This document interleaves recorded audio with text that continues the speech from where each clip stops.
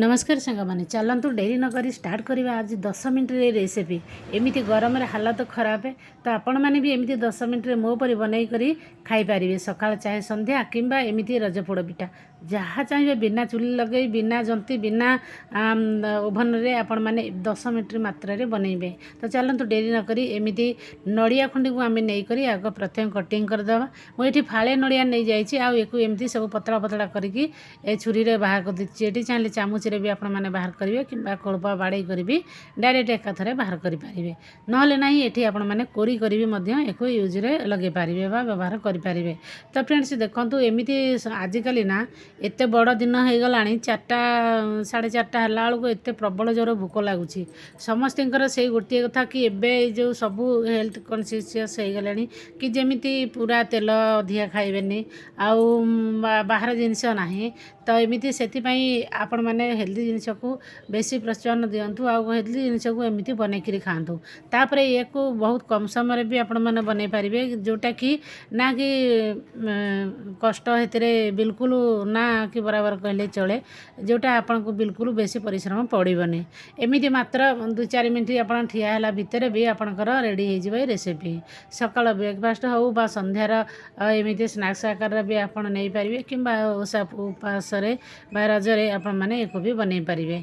तो ये देखो सब जाक पतला पतला करके नड़िया को कटिंग करदेली तापर जो बड़ बड़ नड़िया गुड़ाक अच्छी ना ताको भी आम एमती खाली मोटा मोटा करी दी खंड करदेवा ये आम जदि आप चाहिए कोरी कर भी दे पारे किंतु मुझे एमती पतला पतला करके नहीं जाइए 2 रकम पूरा पतला करके जो छोट छोट कर कटिंग करी साइड करदेवा तापर बड़ गुड़िक रखीदे ता आगु 2 घंटा आगु फ्रेंड्स मुझे बासमती चाउल जो छोट दाना वाला ताकू टिके भिजे देती ये मात्र 2 कप देती आउ जदि बड़ बाल कहे 1 कप आपंक हम तो 1 कप चाउल आपण मैंने भी एमती बनई पारे आपणकर आराम से 4 जन संध्यापाई आपड़ जदि खाइबे जलखिया बा जी जदि पेट भर्ती खाला लोक भी आराम से पूरा 2 जाक माने 2 जन सफिसीयंट हम एवं फ्रेंड्स कौन करिया सब जाक एमती भल भाव धोई 2-3 थर पानी में मुझे रखी तथापि जो मैला पानी बाहर ताको छाणिक आम चाउल को ग्राइंडर जार रे देदेबा एठी जेतिकी चाउल थी ना तार बराबर रे पानी देकर आपण ताकू एमती चिकन करी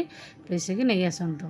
तो ये फ्रेंड्स ताकू कौन करी आम होगला ये जो नड़िया भी देते आउ आम बाउल को ढालीदेवा आपड़ देखिए नड़ियार टुकड़ा किसी आपको देखा जाऊला किसी असुविधा ना बा चाउल भी टिके मोटा दाना थी भल जी मोटा टिके टे दानादार हम एवं कौन करवा ये आम आउ टे स्वाद बढ़ावाई ये देदेवा 2टा अलैच आ खंडे नहीं जाइए अदा ये नहीं जाइए 12-15 गोलमरीच तो ताकू आम छेचिक सेपटे रेडी करवा एपटे प्यान बसई कर गोटे मात्र चामच देदेवा घी जोटा कि बेसी घी आम छाणिया को पड़ोनी कि आमर आउ एक्सट्रा घी बेसी दरकार हेनी एवं से घी टिके उषुम हो गलापर ये आम नड़िया को देदेवा आउ तापर देदेवा अदा देखो कलर टिके चेंज हो गले सांगे सांगे से गोलमरीच जो पाउडर नहीं करते ताकू आउ अलैच को देदेवा तापर ये आम कौन कर आउ 1 कप पानी देदेवा। तो एमती देखो ये मेजरमेंट आप मैंने करेंगे आ जो लिक्विडटा अच्छी मुझे देखीदेवी एवं या आम देदेवा जो कप्रे मुझे कप्रे 2 कप नहीं चाउल तो से कप्रे मुझे नहीं जाइए 1 कप गुड़ ठीक मुझे कम मीठा देती आप चाहिए अधिक मीठा दे पारे आ 1 पिंच से लुण देदेवा कि जमती कि मीठाटा को आउ टे बढ़ेदेव आ स्वादिया टे अधिका लगे माने भल स्वादिया लगे एवं देखो गुड़ को खाली आम ये मेल्ट करने को दबा ना ये पाग करने दरकार ना ये किसी ना केवल गुड़ को आम ये मेल्ट करवा आ गुड़ जो बाली अंश अच्छी ताकू जमी धीरे से भाया आप निगाड़ी देवे आ बाली जदि थी से तले रही ये मोर बाली ना 1-2टा दाना कौन देखा से नड़िया को ताकू एमती हाथ में बाहर करदेली आ जो 2-4टा दाना देखा कला कला ताकू एमती आउ टिके पानी देकर से ग्राइंडर जार जो ढाली थे ना से जो थिला से पानी को सेठे देकर ये आम ढालीदेवा। तो फ्रेंड्स देखो ये सब ढालीदेला सेटा गरम भी थिला आम जो लिक्विड बेल सरी गुड़र बनई सेटा उषुम थी गरम थी ताकू ढालला मात्र आपण मैंने सांगे सांगे एमती ताकू मिसातु। तो देखो जमी आम जो ଚାଉଳ ଚୁନା ବାଟିକିରି ରଖିଥିଲେ ଚାଉଳକୁ ଆଉ ନଡ଼ିଆକୁ ତାକୁ ଯେମିତି ଆଉ ଏଇସବୁ ଗୁଡ଼ର ଯେଉଁ ବ୍ୟାଟର ଅଛି ଯେମିତି ଭଲ ଭାବରେ ମିଶିଯିବ। ତାପରେ ଏଠି ଆମେ ଦେଇଦେବା ପାନମଧୁରୀ। ପାନମଧୁରୀର ବାସ୍ନାଟା ବହୁତ ବଢ଼ିଆ ଆସେ, ତା ସହିତ ହଜମ ବି ଭଲ କରେ। ଏବେ ଆମେ ନେଇଯିବା ଏଠି ବେକିଂ ପାଉଡ଼ର ମୁଁ ନେଇଛି, ଏଠି ଚାହିଁଲେ ବେକିଂ ସୋଡ଼ା ନେଇପାରିବେ। ବେକିଂ ସୋଡ଼ା ଦେଲେ ଆପଣ ୟାର ଯେଉଁ କ୍ୱାଣ୍ଟିଟି ଦେଖିଲେ ତାର ଅଧା ଦେବେ, ଆଉ ଯଦି ବେକିଂ ପାଉଡ଼ର ନେଉଛନ୍ତି ଆଉ ଆପଣ ଅଧା ଚାମଚରେ ଅଧା ଦେବେ। ତ ଏମିତି ଯଦି ଆପଣ ବେଶୀ ସ୍ପଞ୍ଜି କରିବାରେ ଚାହୁଁଛନ୍ତି ଆହୁରି ଟିକେ ପତଳା ଆଣ ଆପଣଙ୍କୁ କରିବାକୁ ପଡ଼ିବ। ତ ଏବେ ଫ୍ରେଣ୍ଡସ୍ ଦେଖନ୍ତୁ ଏଠି ମୁଁ ସ୍ପଞ୍ଜି ଯେଉଁ ଏମିତି ପିଠା କରିବା ପାଇଁ ତ ଆଉ ଗୋଟେ ମୋର ଭିଡ଼ିଓ ଅଛି ଏଥିରେ ପଡ଼ିଛି, ତ ଆପଣମାନଙ୍କୁ ସେ ଲିଙ୍କ୍ ବି ଦେଇଦେବି ବା ଆପଣମାନେ ସେଠି ଯାଇ କ୍ଲିକ୍ କରି ଦେଖିପାରିବେ। ଏବେ ଫ୍ରେଣ୍ଡସ୍ ଗୋଟେ ଚାମଚ ଆଉ ଘିଅ ଦେଇକରି ଆମେ ଏମିତି ପ୍ରଥମେ ଫୁଲ୍ ଆଞ୍ଚରେ 1 ମିନିଟ୍ ଛାଡ଼ିଦେବା। ଏମିତି ଦେଖନ୍ତୁ ସବୁଯାକ ବ୍ୟାଟର ସେଥିରେ ଢାଳିଦେବା।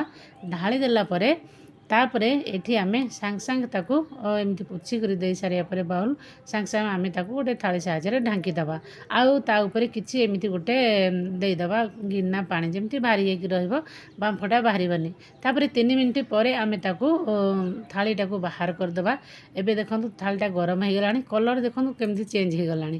ଏବେ କ'ଣ କରିବା, ଏଇ ସମୟରେ ଆମେ ଉପରେ ଆଉ କିଛି ନଡ଼ିଆ ଏମିତି ସଜେଇବା ପାଇଁ ଦେଇଦେବା। ଯେତିକି ଚାହିଁଲେ ଆପଣ ଏମିତି ଦେଇ ନ ପାରନ୍ତି, କିନ୍ତୁ ଏମିତି ଉପରେ ଦେଇଦେଲେ ଆଉ ଟିକେ ଭଲ ଦେଖାଯିବ।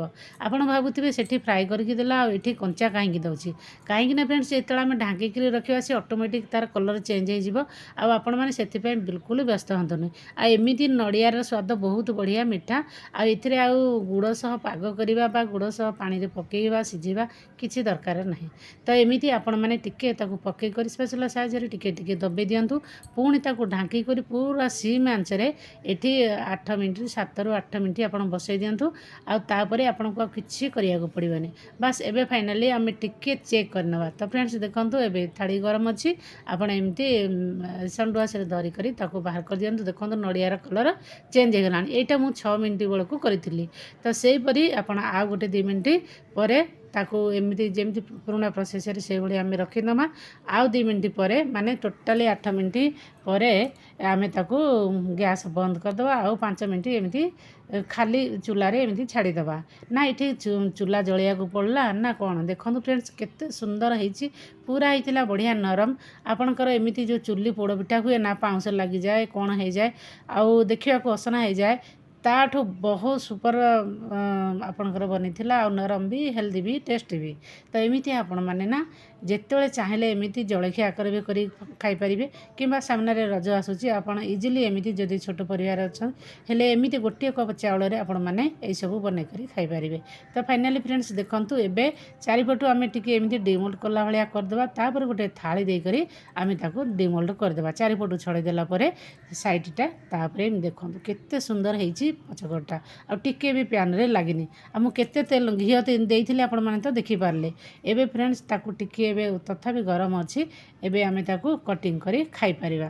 ତ ଏମିତି ଯଦି ଗରମ ଗରମ ପସନ୍ଦ ଆପଣଙ୍କର ଆପଣମାନେ କଟିଂ କରି ଖାଇପାରିବେ, କିମ୍ବା ପୁରା ଥଣ୍ଡା କରିକି ଆପଣ ଖାଇବେ। ଦେଖନ୍ତୁ ନଡ଼ିଆ ଗୁଡ଼ା କେଡ଼େ ସୁନ୍ଦର ହେଇଛି, ଆଉ ବଢ଼ିଆ ସୁନ୍ଦର ଗୋଟେ ବାସ୍ନା ଆସୁଛି। ଏଇ ନଡ଼ିଆକୁ ବି ଆପଣ ଦେଖନ୍ତୁ ବିନା ଭାଜି କରି କେତେ ସୁନ୍ଦର କଲର୍ ହେଇଯାଇଛି। ଏବେ ଚାଲନ୍ତୁ ଆମେ କଟିଂ କରି ଦେଖିବା। ଆଉ ଏଇଟା ନା ଆପଣ ଏମିତି 2 ଦିନ ପର୍ଯ୍ୟନ୍ତ ବି 3 ଦିନ ପର୍ଯ୍ୟନ୍ତ ବି ଫ୍ରିଜରେ ରଖିପାରିବେ, ବା ବାହାରେ ଗୋଟେ ଦିନ ପୁରା 24 ଘଣ୍ଟା ରଖିକରି ବି ଖାଇପାରିବେ। ନା ଆପଣଙ୍କର ଖରାପ ହେବ ନା ହେବ ଲାଳୁଆ, ବିଲକୁଲ ନାହିଁ। ଖାଇବାକୁ ବହୁତ ଟେଷ୍ଟି ଲାଗିବ, ନିଶ୍ଚୟ ଟ୍ରାଏଲ୍ କରିବେ। ଆଉ ବେଶୀ ଜାଲିଦାର ବନେଇବାର ଥିବ ହେଲେ ଆପଣଙ୍କୁ ଆଉ ଗୋଟିଏ ଭିଡ଼ିଓ ମୁଁ ୟାର ଲିଙ୍କ୍ ଦେଇଦେବି, ଯଦି ୟୁଟ୍ୟୁବରେ ଅଛି ଆପଣମାନେ ଯାଇକରି ଦେଖିପାରିବେ। ତ ଫ୍ରେଣ୍ଡସ୍ ଦେଖନ୍ତୁ ଫାଇନାଲି କେତେ ବଢ଼ିଆ ହେଇଛି। ଏହିପରି ଭାବେ 10 ମିନିଟ୍ରେ ଆପଣମାନେ ବନେଇ କରି ରେଡ଼ି କରିପାରିବେ। ରହିଲି, ପୁଣି ଦେଖା ଗୋଟେ ନୂଆ ଭିଡ଼ିଓ।